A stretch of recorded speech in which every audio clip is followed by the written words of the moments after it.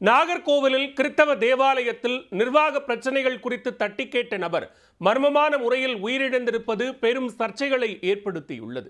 பாதிரியாரும் அவரது ஆதரவாளரும் செல்போனில் பேசும் ஆடியோ வெளியாகி மேலும் பரபரப்பை கூட்டியுள்ளது.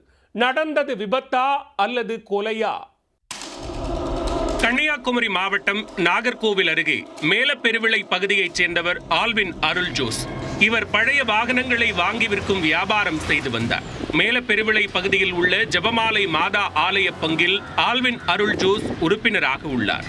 இந்நிலையில் ஆலய நிர்வாகம் சம்பந்தமாக கணக்கு கேட்டதில் ஆலய பங்கு தந்தை கார்மல் என்பவருக்கும் ஆல்வின் அருள் ஜோஸுக்கும் இடையே பிரச்சனை இருந்துள்ளது.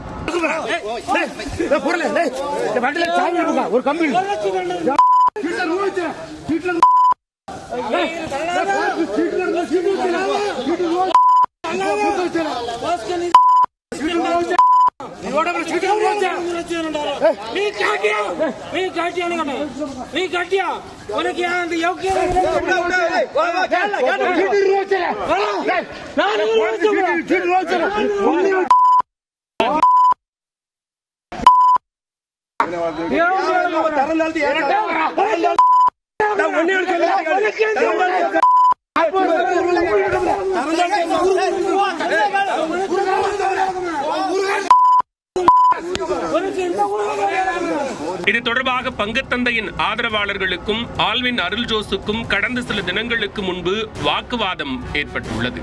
இந்நிலையில் கடந்த 2ஆம் தேதி வியாபாரம் தொடர்பாக ஆல்வின் அருள் ஜோஸை ஒருவர் செல்போனில் அழைத்ததன் பேரில் காவல் கிணறு பகுதிக்கு இருசக்கர வாகனத்தில் சென்றுள்ளார். அங்கு சாலை விபத்தில் சிக்கிய ஆல்வின் அருள் ஜோஸ் சுய நினைவை இழக்க தனியார் மருத்துவமனையில் சேர்க்கப்பட்டார். 10 நாட்களாக சிகிச்சையில் இருந்த ஆல்வின் ஞாயிறு அன்று பரிதாபமாக உயிரிழந்தார். பணக்குடி போலீசார் விபத்து வழக்கு பதிவு செய்து விசாரித்து வந்த நிலையில் ஆல்வின் கொலை செய்யப்பட்டிருப்பதாக உறவினர்கள் குற்றம் சாட்டியுள்ளனர். அப்படியே இருந்தாலும் கொலையா இருக்கலாம் சந்தேகப்படுறாங்க. பொதுவாக ஹெல்மெட் தான் வண்டி ஓட்டுறாரு. ஹெல்மெட் இல்ல அவருடைய செல்போன் உள்ள தொடர்பு எல்லாம் அடிக்கப்பட்டிருக்கு, கால் விஷயங்கள் அடிக்கப்பட்டு சொல்றாங்க. இதை பத்தி உங்களோட கருத்து என்ன? உங்களோட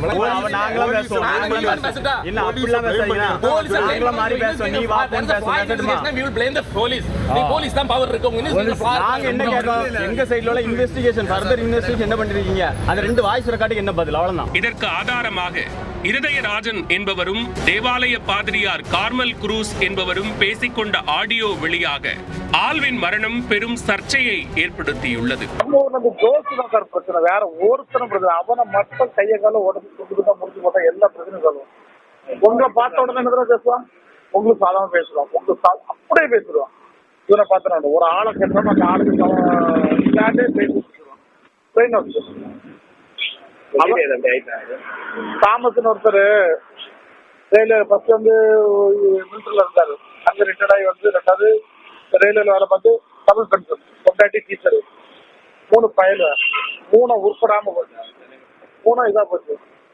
அப்போ யோசிச்சு பாருங்க, நீங்க என்னத்த சாதிச்சு மொட்டை பெற்றுச்சு, ஃபுல்லா மொட்டை பெற்றுச்சு. ஞானப்பிரகாச ஃபாதரு நம்ம ஊரை விட்டு போக மாட்டேன்னு கிட்டத்தட்ட 15 வருஷமா இருந்தாரு. செத்தாலும் இந்த ஊர்ல தான் சாவன்னு சொன்னாரு. அவருக்கு மொட்டை பெட்டிஷன் போட்டு போய் அவர் அழுது எடுத்துட்டு போனாரு. ஆடியோ சமூக வலைதளங்களில் வெளியானதை தொடர்ந்து ஆல்வின் அருள் ஜோஸ் விபத்தில் இறக்கவில்லை என்றும் தேவாலயத்தைச் சேர்ந்த எதிர்த்தரப்பினரால் தாக்கப்பட்டு உயிரிழந்திருப்பதாகவும் ஆல்வினின் உறவினர்கள் குற்றம் சாட்டியுள்ளனர். மேலும் உடற்கூராய்வுக்காக ஆல்வின் உடலை எடுக்க வந்த போலீசாரிடம் அவரது உறவினர்கள் கடும் வாக்குவாதத்தில் ஈடுபட்டனர். உரிய விசாரணை நடத்தி நடவடிக்கை எடுக்கப்படும் என்று போலீசார் பேச்சுவார்த்தை நடத்திய நிலையில் உடல் தனியார் மருத்துவமனையிலிருந்து ஆசாரிப்பள்ளம் அரசு மருத்துவமனைக்கு கொண்டு செல்லப்பட்டது. சில நாட்களுக்கு முன்பு திங்கள் நகர் அருகே மயிலோடு கிறித்தவ தேவாலய வளாகத்தில் நாம் தமிழர் கட்சி நிர்வாகியும் அரசு போக்குவரத்து கழக ஊழியருமான சேவியர் குமார் கொலை செய்யப்பட்டார். இதில் தேவாலய பாதிரியார், திமுக பிரமுகர் என பலர் கைது செய்யப்பட்டு சிறையில் அடைக்கப்பட்டுள்ளனர்.